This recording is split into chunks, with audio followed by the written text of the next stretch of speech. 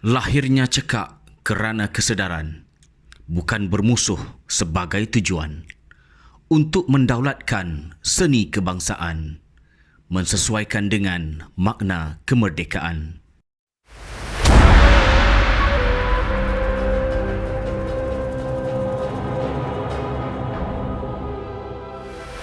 Seni silat cekak Malaysia, suatu nama yang tidak asing lagi dalam dunia persilatan Melayu.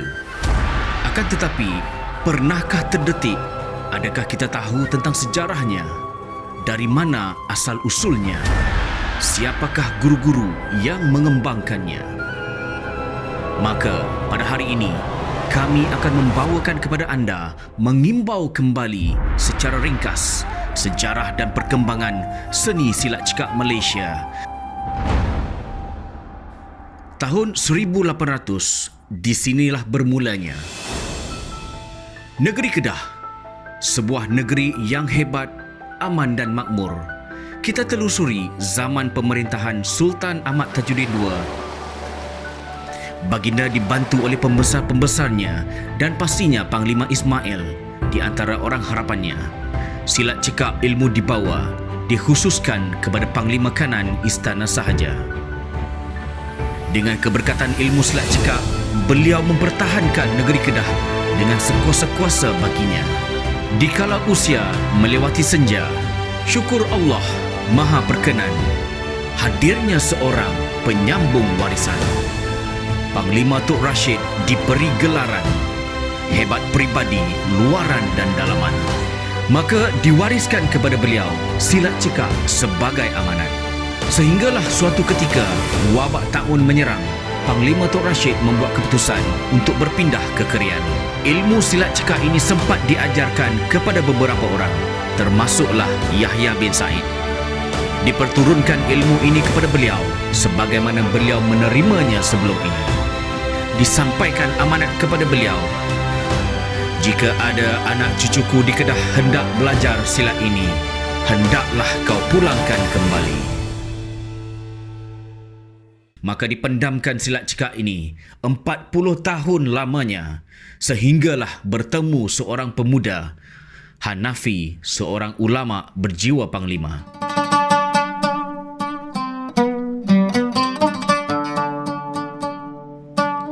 Kerana minatnya terlalu mendalam terhadap ilmu mempertahankan diri, maka Ustaz Hanafi telah mengumpulkan beberapa rakan untuk mempelajari silat ini dari Yahya Said. Maka bertarikh 5 Ramadan 1385 Hijrah bersamaan 28 Disember 1965, ilmu silat cekak dizahirkan kembali ke alam nyata selepas 40 tahun terpendam lamanya di rumah Syafi'i Darus di Jalan Gunung Alostar, Kedah. Yahya Said menyerahkan semula amanah ini kepada Ustaz Hanafi.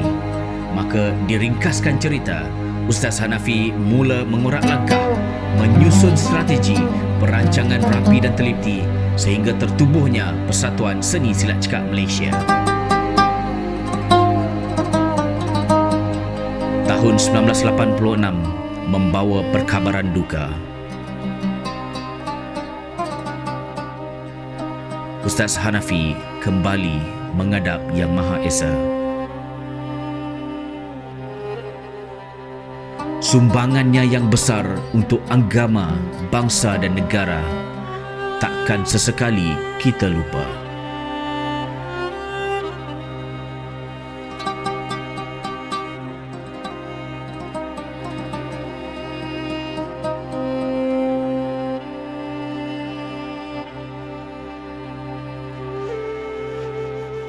Patah tumbuh hilang berganti, Ishak Hitam di isytihar guru utama, mengganti Hanafi yang telah pergi memimpin silat cekak ke fasa seterusnya.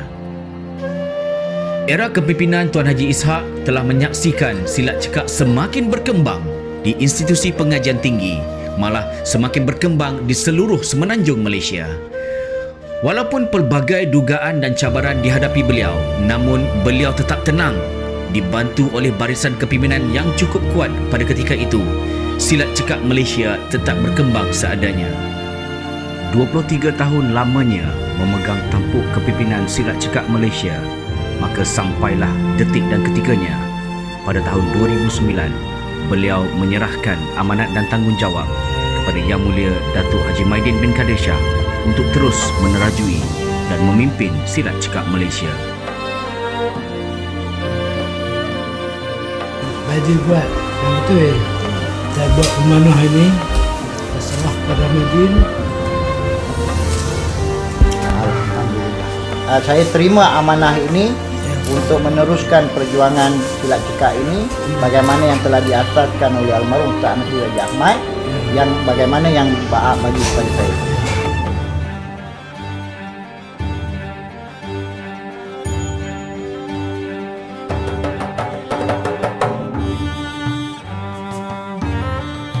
Kredibiliti Datuk Haji Maidin begitu menyelah apabila silat cekak Malaysia semakin berkembang.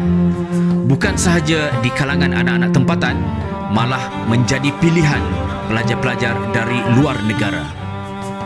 Bukan itu sahaja, Yang Mulia Datuk Haji Maidin begitu konsisten dalam usaha untuk membangunkan aset-aset berbentuk hartanah di setiap cawangan negeri.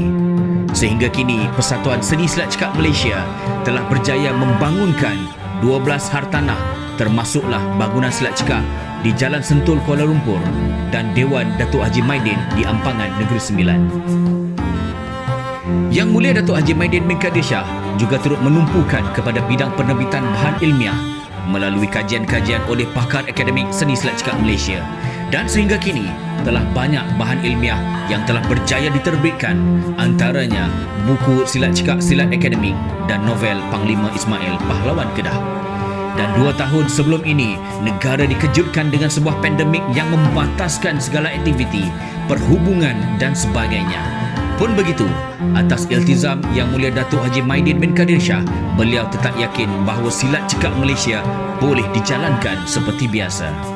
Maka dizahirkan kelas-kelas silat cekak secara atas talian dan diwujudkan pula program-program secara atas talian yang berjaya menghimpunkan semua ahli di seluruh negara.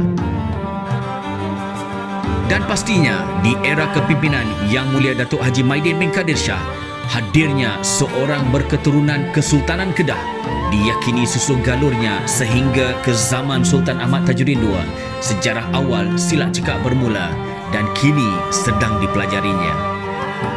Yang Mulia Tunku Fauzi, ibni almarhum Yang Teramat Mulia Tunku Datuk Abdul Malik Al-Haj, dijangka akan menamatkan pembelajaran seni silat cekak Malaysia pada 5 Ramadan 1443 Hijrah bersamaan dengan tarikh silat cekak Malaysia dizahirkan ke alam nyata pada 5 Ramadan 1385 Hijrah.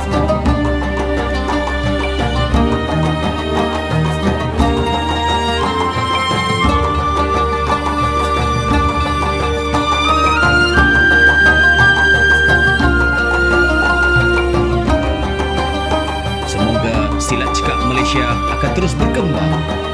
Hidup cekak!